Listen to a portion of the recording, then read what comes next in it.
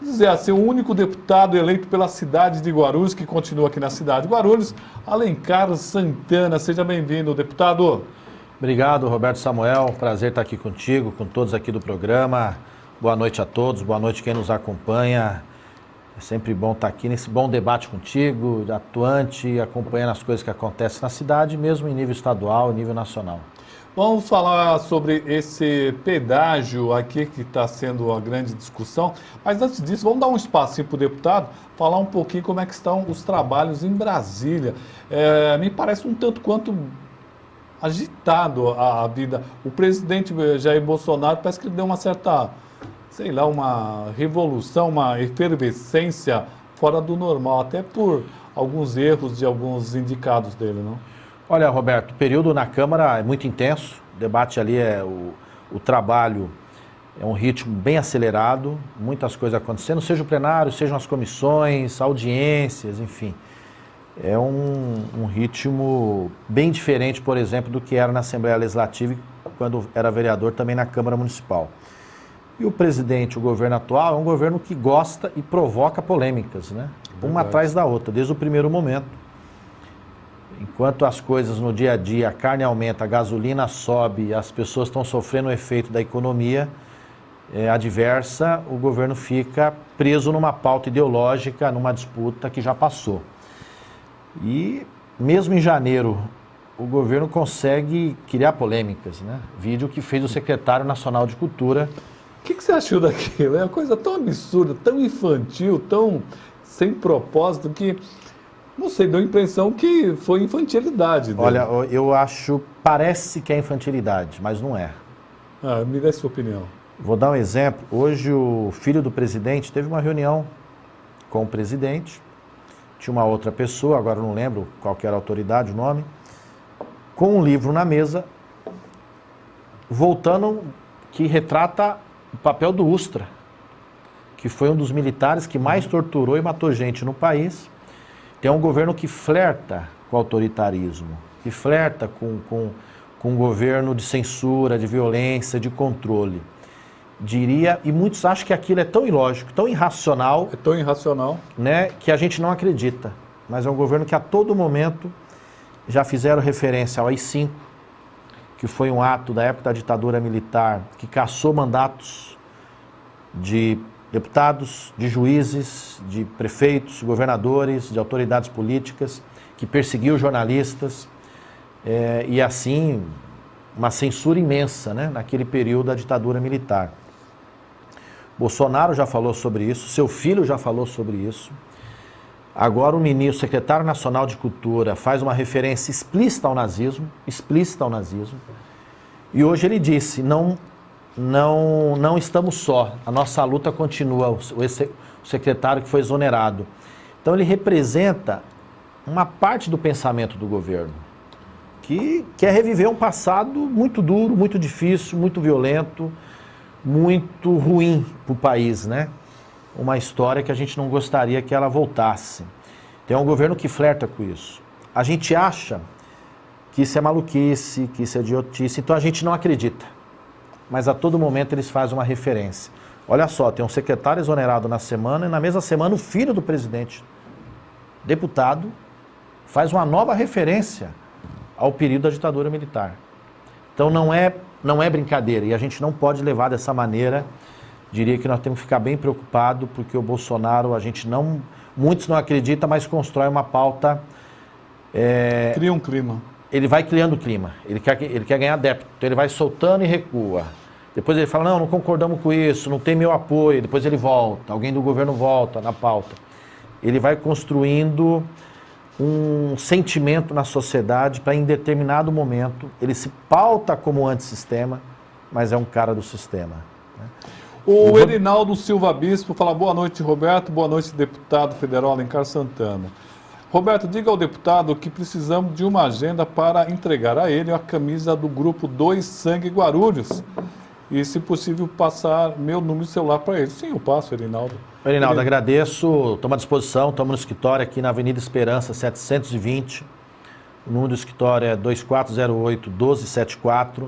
mas vamos fazer contato também através do seu telefone que deixou aqui registrado. Parabéns pela campanha, pelo trabalho, conte conosco, tem o nosso apoio. Antônio do Vale, Alencar tem que comprar a briga pelo trevo da Jacú-Pêssego, na Via Dutra, altura da antiga Riachuelo, pois a CCR já entregou a obra do viaduto há quase 2 anos e a prefeitura simplesmente não fez nada até o momento. Esta obra melhora a mobilidade da região e ajuda a desafogar o trevo de Bom Sucesso. Antônio do Vale. Do Vale, diretor de escola, mora ali na região do Vila Isabel. Você tem toda a razão. E nós entregamos na sexta-feira, na audiência da NTT, uma das nossas reivindicações durante a audiência pública foi que justamente a nova Dutra, a nova concessão, resolva o problema de acesso.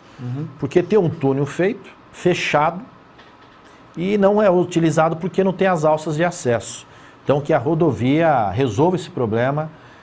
Ele vai não só melhorar para quem mora naquela região, mas para quem usa a rodovia e tem que fazer acessos ou no trevo de Bom Sucesso ou mesmo na Santos Dumont, desafogando bastante o trânsito nessa região. Então, do Vale, estamos atentos a isso. Foi uma das nossas reivindicações na audiência, porque, Roberto, é importante entender o que está acontecendo, se me permite falar um pouco sobre essa questão da concessão da Dutra. Rodovia Presidente Dutra é uma rodovia federal, rodovia pública. Ela liga boa parte do país. Corta aqui em São Paulo, todo mundo conhece, corta a nossa cidade de Guarulhos.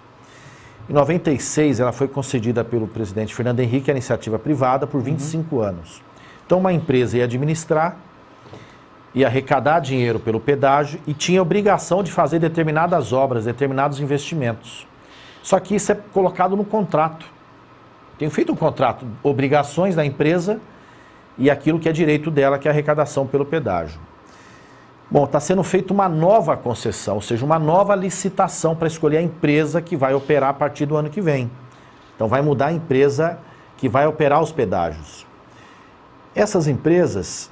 Não necessariamente vai mudar, Pode ser a mesma, Pode se ser ela ganhar. Se ela ganhar, né? perfeito. É um novo contrato. Um novo contrato, perfeito. Que vai ter direitos e obrigações. Essas obrigações têm que ser determinadas na assinatura do contrato.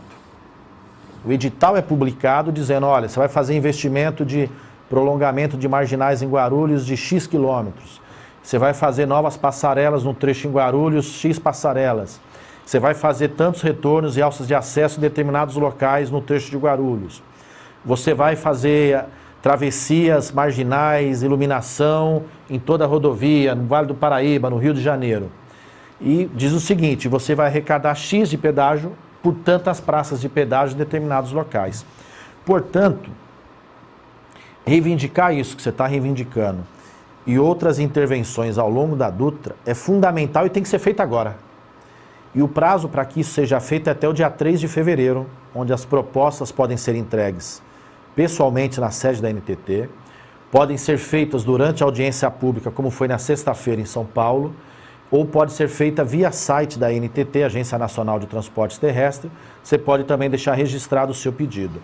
Nós levamos esse pedido na Jacú-Pêssego, levamos pedido de uma entrada para o centro de Guarulhos, porque hoje é vergonhosa a entrada que nós temos da Dutra para a cidade de Guarulhos, assim como outras intervenções que nós, junto com esse prefeito Eloy Petá, a gente protocolizou um documento e eu fiz uma defesa verbal durante a audiência para que ficasse registrado e levasse a nossa reivindicação. Perfeito. Aqui, eu ia te perguntar sobre a Regina Duarte. Você acha que foi uma boa opção para ministra ou secretária com o status de ministra da Cultura? Olha, esse governo é tão atrapalhado em algumas questões e ele tem algumas áreas como inimigas, né? A cultura é uma inimiga do governo Bolsonaro. Ou melhor, o governo dele tem a cultura como inimiga, assim como tem um servidor público, o serviço público, as empresas públicas. E até agora não apresentou nada na área da cultura. Pelo contrário, desfez o ministério, desfez algumas políticas e ficam aí criando fumaça, né? Criando problema, criando situações, debates inócuos na área da cultura. A Regina Duarte, uma atriz conhecida, popular, tem algumas ideias em defesa de alguns governos que também não tem uma certa racionalidade. Esperamos, ela indo para o Ministério, para a Secretaria, que ela faça uma defesa da política cultural ampla, diversa, plural, respeitando as diferenças, respeitando os valores, respeitando a história, o trabalho, a criatividade, a produção de cada um, né? Não dá para o Brasil, Roberto Samuel, ter um filme indicado ao Oscar, e são poucas as vezes que nós tivemos filmes indicados ao Oscar, como foi Central do Brasil lá atrás, e o presidente, as pessoas também da área da cultura do seu governo debocharem disso, criticarem isso. Olha, o governo Bolsonaro é um defensor dos Estados Unidos, não respeita a política cultural, uma seleção de um filme nosso, nacional, que foi indicado, teve esse reconhecimento, só porque diverge da opinião que o filme retratou, né? A cultura não pode ser isso, né? Eu divirjo, eu não gosto, então ela não vale. Ela não pode servir a propósito de governos, né? A cultura é ampla, é a crítica, é a sátira, é o humor, é o drama, é a música, enfim, é tudo, é a dança, né? Não dá para, eu não gosto, então não vale, eu não gosto e é ruim. Nós não podemos ter esse critério, né? Senão a gente desvaloriza o trabalho de diferentes pessoas no país inteiro. É verdade que, o Evanildo está puxando para um outro lado, deputado. Evanildo Jabá. Deputado, você não acha que é uma falta de bom senso usar 2 bilhões de reais em campanha política e faltando leito e remédio nos hospitais? E a segunda pergunta, você foi a favor disso? Sou a favor do financiamento público de campanha, sim. É um instrumento da democracia. Uma lei, inclusive o governo Bolsonaro mandou para a Câmara, a iniciativa dele, ele defendia inicialmente o controle do PSL para ter controle sobre esse fundo. Depois mudou de ideia. Eu diria o seguinte, muitos daqueles que dizem que não respeitam, que não querem isso e aquilo, são aqueles que votam contra a educação na Câmara, foi aqueles que votaram a favor da reforma da Previdência, são aqueles que defendem uma economia restritiva que aumenta a desigualdade. Se a gente não tiver um fundo democrático, eu sou um representante público, eu tenho que defender o interesse do povo, não o interesse de empresários, ou interesses individuais econômicos de um setor financeiro muito alto. Como é que um trabalhador, que é a maioria na sociedade, vai conseguir ter os seus pleitos no parlamento? Infelizmente, quem representa a classe trabalhadora é minoria, em torno de 1/5 na Câmara. E mesmo um setor empresarial, econômico, financeiro, sendo minoria na sociedade, consegue ter o domínio.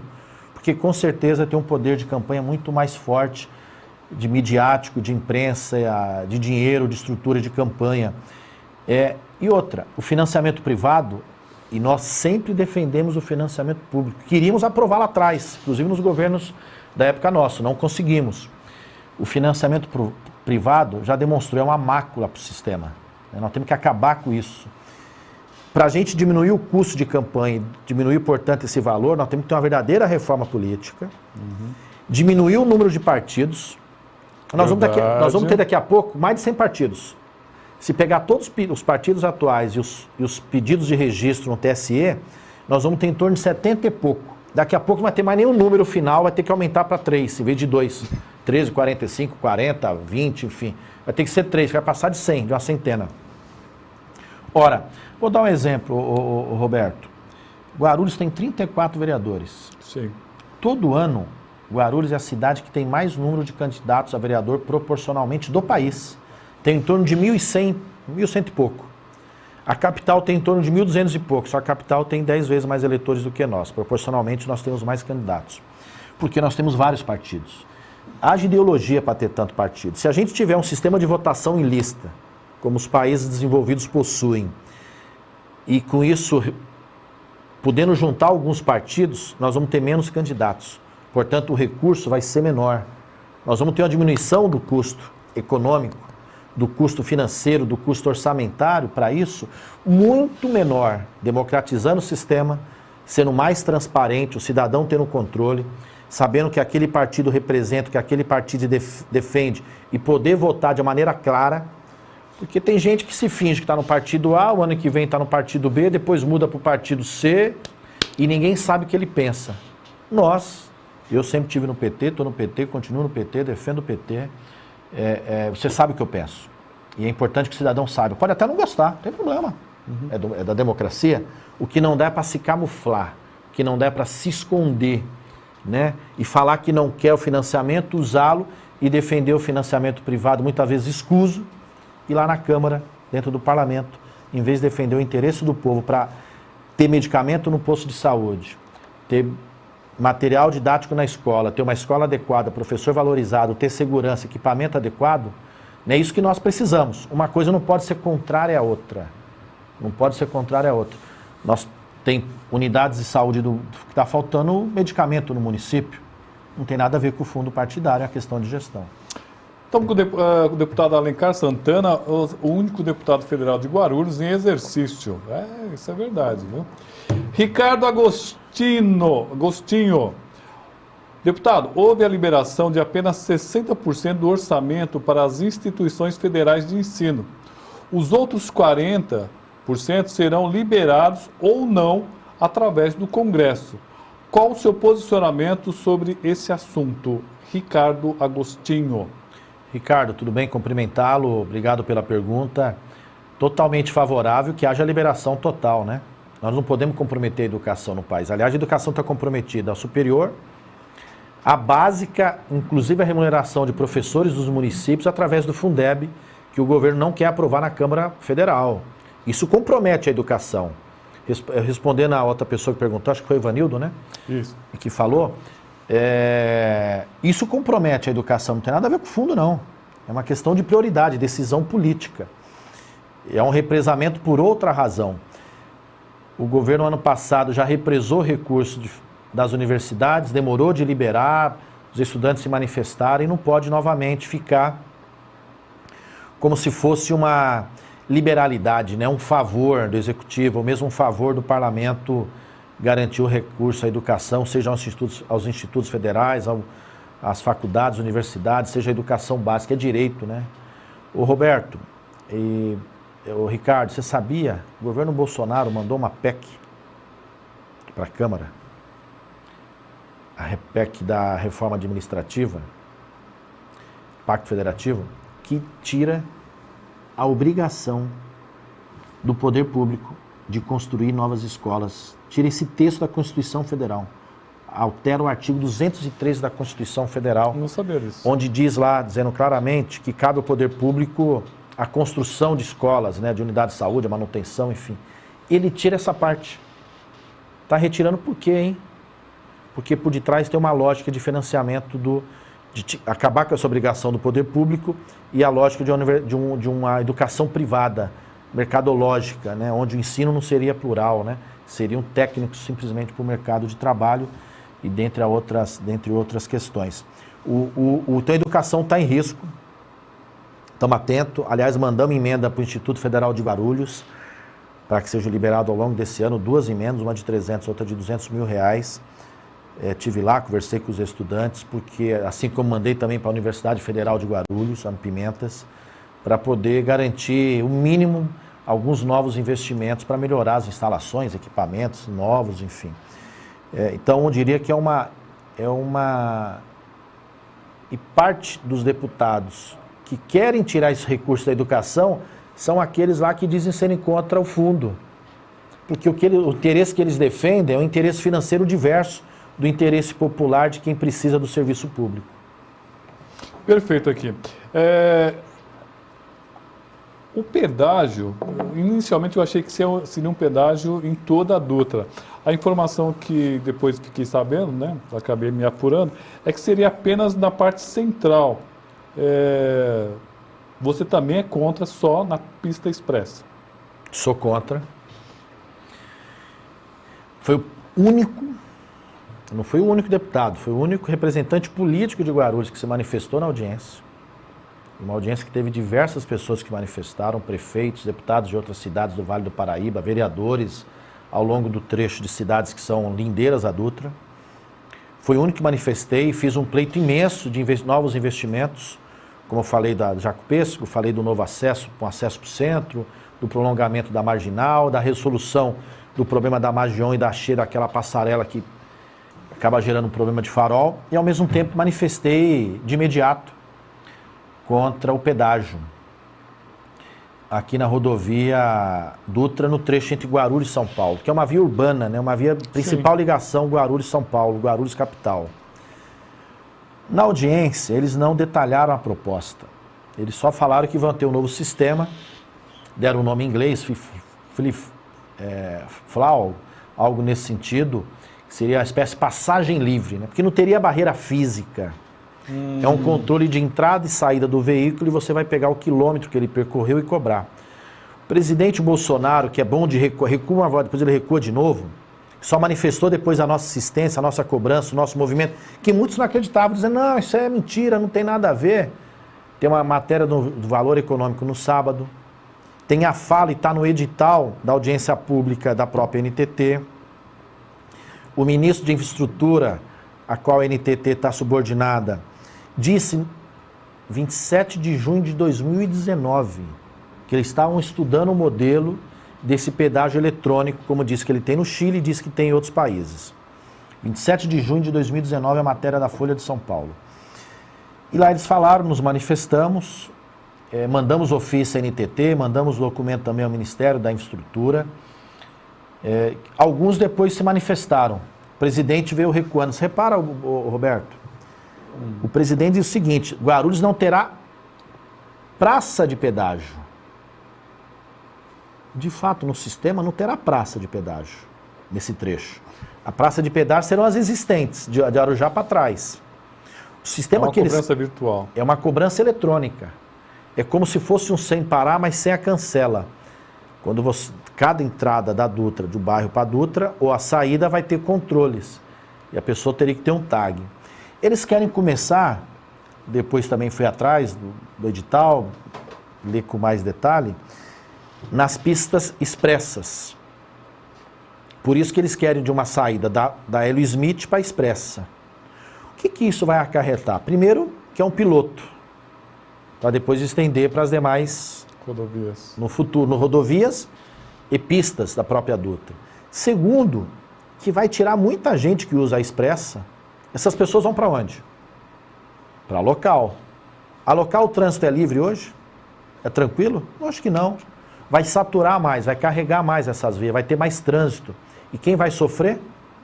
O guarulhense que diariamente se desloca para São Paulo. Quem está dentro do ônibus e precisa passar pela Dutra. Só em ônibus municipal, diariamente, são transportadas 93 mil pessoas dentro dos ônibus municipais que passam pela Dutra. Dos ônibus intermunicipais, 114 mil pessoas de Guarulhos a São Paulo entram dentro do ônibus. É muita gente. Eu defendi, dentre outra proposta lá, que haja uma faixa preferencial na Dutra para ônibus, como há na Marginal Tietê, porque ela tem esse caráter urbano em Guarulhos. Não dá para o nosso morador ficar ali, perder às vezes 1 hora na Dutra, no trânsito. Se tiver uma faixa preferencial, ele vai ganhar no mínimo meia hora. É muito tempo para um trabalhador que chega cansado, sai cansado, tem que sair de madrugada, chega tarde. Então, eu diria o seguinte, é um piloto perigoso, seja porque vai excluir pessoas de uma parte da rodovia, seja porque vai carregar uma outra parte, seja porque é simplesmente um embrião para depois fazer em todas as faixas, prejudicando muito o morador de Guarulhos, porque é um controle por câmara. Você entrou, pega. Você saiu, pega. Tem uma rodovia em São Paulo, estadual, na região de Indaiatuba, que já tem esse sistema do governo estadual. É o mesmo sistema que eles querem implementar na federal. Não tem muito a ver com o Alencar essa pergunta aqui, mas eu só vou fazer para registrar. Marcelo Rezende gostaria de saber do deputado por que o vereador Brinquinho, que faz parte da bancada, aceitou a saída dos cobradores. Além de tudo, não tinha outro candidato para concorrer às eleições municipais de Guarulhos, tirando Pietá. Eu posso estar enganado, mas o Brinquinho não, ele é contra a tirada dos cobradores dos ônibus, hein, Marcelo? Eu acho que tem alguma coisa errada. Eu também não lembro de nenhuma lei municipal recente sendo aprovada que autoriza não ter cobrador nos ônibus municipais. Pode ter no intermunicipal tem linhas que operam sem cobrador, mas isso é um problema da MTU, governo do estado. No municipal, desculpa, Marcelo, pode ser que eu não estou atualizado, né? Você está dizendo que ele votou, eu acho que não, creio que não, mas creio mais, que não teve sequer essa lei aprovada. Também acho que né? não. Ele pergunta se não tinha outro nome, além do Pietá. Tinha o seu, né? Nós até fizemos aqui um debate no programa, Foi. no final do ano. Estava colocado também o meu nome, meu e do Eloy, a gente discutindo para ver quem seria o candidato. Ia ter uma escolha plural no partido, mas a gente, no final do ano, chegamos ao entendimento. Vamos caminhar unidos, porque a gente acredita na nossa vitória, na possibilidade de ganhar, de retomar uma cidade plural, diversa, boa, prefeito atuante, presente, que faça para a cidade no seu conjunto. Por isso estamos em torno da candidatura do ex-prefeito Eloy Pietá, que já provou que fez um bom governo e tenho certeza que fará novamente. Valdir Pinto está pergunta para o deputado se ele pode trazer alguma verba para a maternidade JJM de Guarulhos. Valdir Pinto. Oi, Valdir, tudo bem? Nós defendemos junto à bancada estadual ou bancada federal de São Paulo, ou seja, todos os deputados, nas emendas que nós encaminhamos para a área da saúde, que um percentual viesse para o JJM, para a maternidade.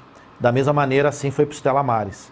E essas entidades receberão no próximo ano emendas que nós requeremos, defendemos junto à bancada dos 70 deputados de São Paulo e vão receber no próximo período. E como deputado estadual também já mandei em outro momento também recurso ao JJM, uma importante maternidade, um importante hospital que precisa de apoio de todo mundo.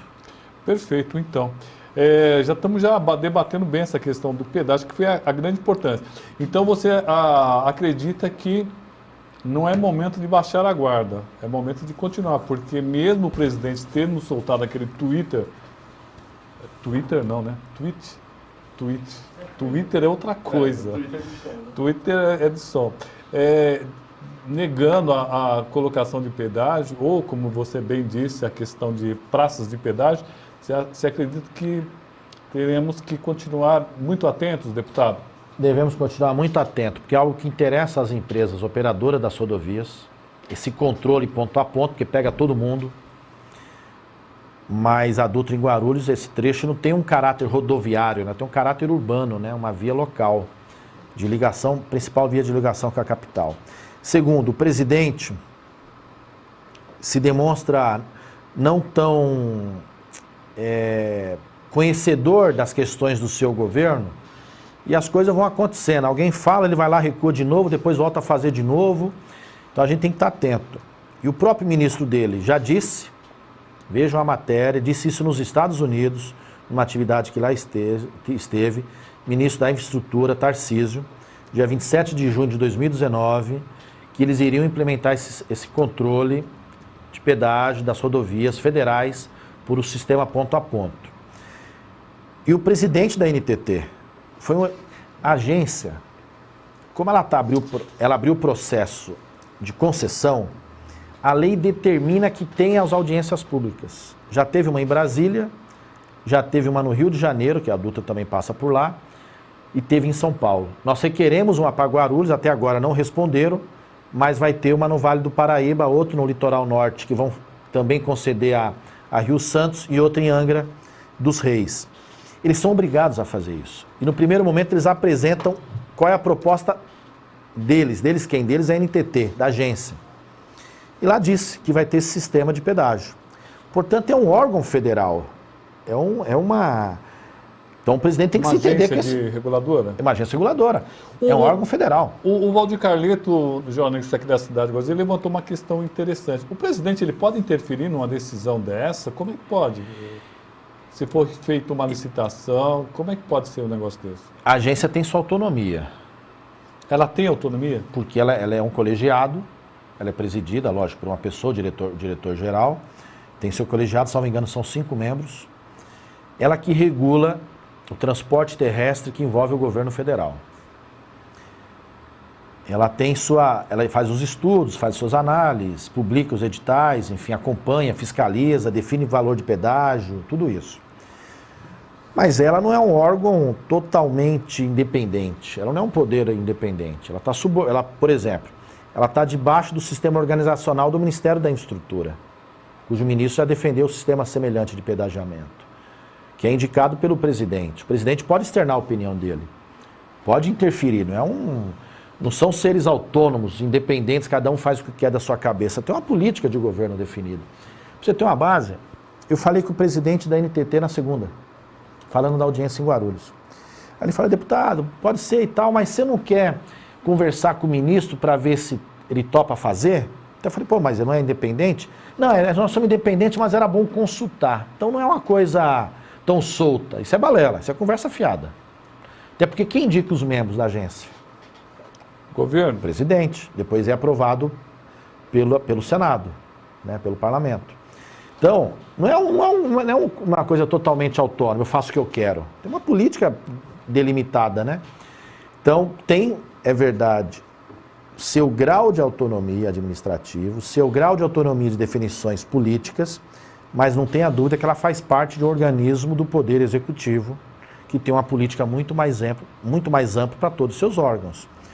Então, ter ou não é uma decisão política que envolve o presidente. Não tenha dúvida disso. Quem fala isso não está conhecendo a realidade de um poder.